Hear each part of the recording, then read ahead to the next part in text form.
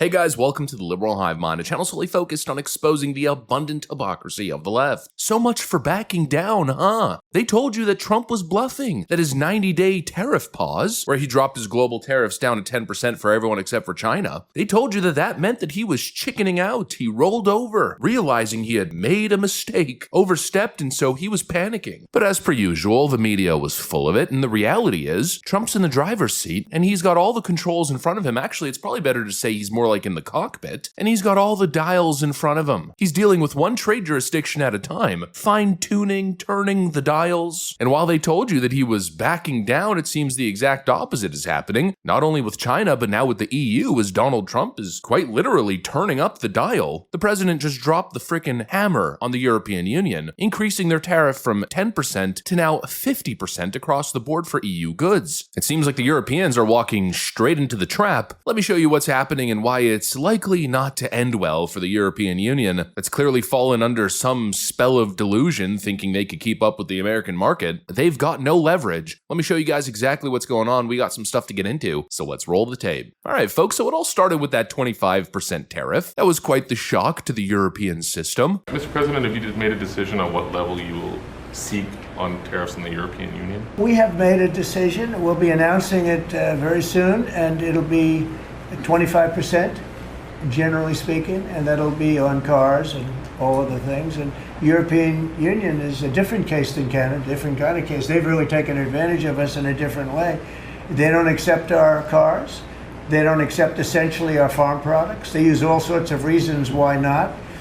And we accept everything of them. And we have about a $300 billion deficit with the European Union. But then, of course, Donald Trump allowed a little bit of reprieve. He said, okay, you don't like the 25%. I get it. It's a little bit intense. Let's scale it back to 10% for 90 days so we could come to terms, come to a negotiation. And that was obviously the test. And I think the European Union is now failing that test dramatically. While other nations like the UK, India, and even China are coming to the table, they get it. The EU is choosing arrogance and posturing. They want to stand up to Donald Trump. Yeah, they still haven't signaled any willingness to really negotiate in good faith. And Donald Trump, well, you can tell his patience is wearing thin. And so what does he do? Well, as per usual, he uses the Trump strategy. The wall just got 10 feet higher. Or in this case, the tariff's now 5x'd. What are you hoping to achieve with a 50% tariffs on the... Well, I think this is, there is no tariff, because what they'll do is they'll send their companies into the U.S. and build their plant. You know, we have... I guess over $12 trillion practically committed. You look at other presidents, they haven't had $1 trillion for a year, for 2 years, for 3 years. We have numbers. Nobody's ever seen numbers like we have. And if they build their plant here, then they have no tariff at all. Are you looking for a deal in 9 days? Will you be able to do that, sir? I'm not looking for a deal. I mean, we've set the deal. It's at 50%. But again, there is no tariff if they build their plant here. 50% tariffs are now likely to be imposed on European imports. And of course, the markets are shocked, and your typical left-wing detractors are all over social media screeching like a bunch of friggin' wombats. But it's the end of the world again for the 7th time this year. What is Donald Trump thinking? What is he doing? Well, the answer is quite simple. He knows exactly what he's doing. It's basic math, folks. It's basic leverage. It's simple economics. The US imports way more from Europe than it sells back. In 2024 alone, we saw a $235 billion trade deficit. That's a one-sided relationship. And guess what? America's the market. America's the consumer. In other words, the EU is dependent on US buyers and consumers. They need access to American markets. They cannot exist in the current state that they exist in. They cannot uphold their standard of living without selling to American consumers. Period. And it's already not going well for them. I mean, Germany is the flagship European economy, right? But the German economy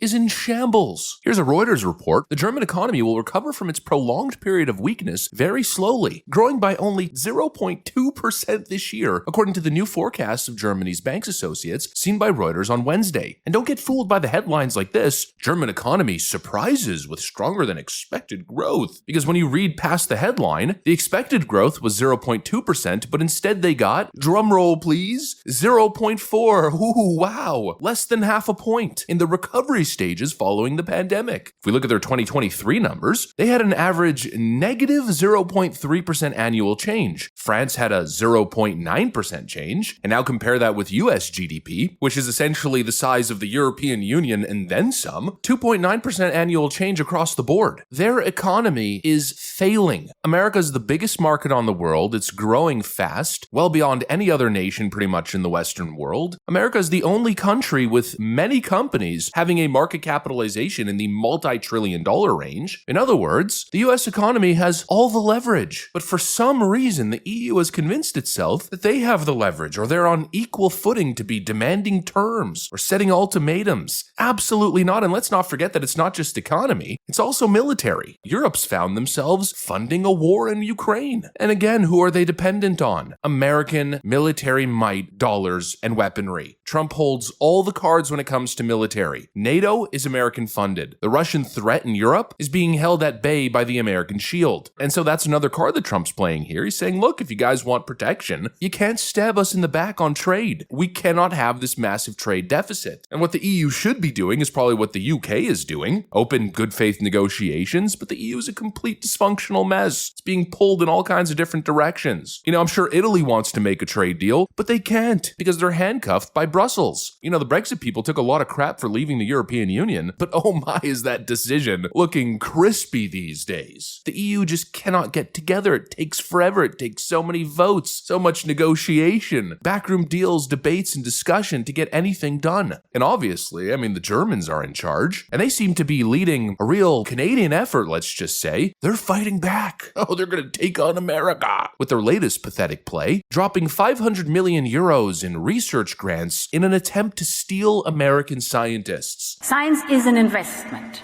and we need to offer the right incentives.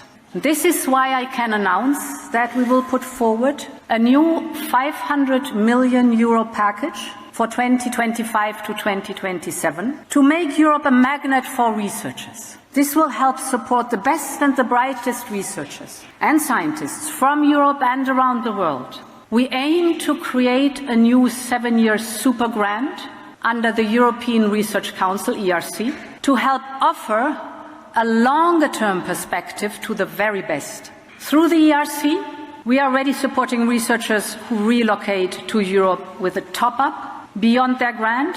We are now doubling the amount they can receive this year, and I want to extend this support for 2026 and 2027. Oh, please. This is the counterattack, and this is another thing, by the way, that leftist accounts all over social media are now promoting like crazy. Oh, Donald Trump's gonna lose all our scientists. I'm laughing while saying it, because it's obviously never gonna work. What's the idea here? Grabbing a few academics with some free grant money? Come on, as if that's gonna do anything. Obviously, the thought is Trump's cut funding for a lot of nonsense research in America, and the idea is that the Europeans are going to take all those researchers and develop all the technology and all the innovation in Europe to now outcompete the United States. Yeah, but what I think they don't realize is that probably most of those people that had their funding cut are probably queer studies or gender studies social scientists. And secondly, when it's time to turn this supposed innovative research that they're going to be taking from the American market into an actual business, you think they're going to want to stay in Europe? Come on. They'll be right back in America because America has the capital. It's got the venture capital culture. It's got the energy, the tax system, the economic freedom. Europe is where innovation goes to die. In other words, they fund it. America is going to scale it. They've got nothing, folks. European economies are struggling to keep up. They're struggling to get back to pre-COVID highs. They've got no breakthrough companies. They've completely fallen off the global leaderboards. When simply analyzing the top companies in the open markets, I'm pretty sure 90%, maybe even more of the top 50 companies in the world in terms of market cap are American companies. Europe is falling behind, and here's Donald Trump saying, look, let's work together, let's create a strong relationship, and the European Union, I guess, is going full paper tiger. Absolutely stupid. It's not gonna last. Give it till like July, maybe. They're gonna totally cave and make all kinds of major capitulations. The markets are spooked for like a second here, but if anything, it's probably another buying opportunity. And clearly the leftist shills who are pretending as if Donald Trump once again stepped in mud, clearly very soon here they're gonna look like absolute fools, because it comes down to one very simple word, and that word is leverage, and the European Union has none. Just think about it. Think about one European good that you can't live without. It's all luxury stuff. You know, sure, it's nice to have, but what product are they creating? What services are they offering? What are they selling that America cannot do or provide for itself? The answer is very few. Meanwhile, the European market is dependent on American technology, they're dependent on exporting to the American markets, and they're dependent on American military funding. The gravy train has come to an end. It's time to negotiate. Donald Trump is not blinking or backing down for a second. Anyways, that's pretty much what I got for you guys. Hopefully you enjoyed the video. If you did, make sure to leave a like and possibly subscribe. Thanks for watching, and I'll see you on the next one.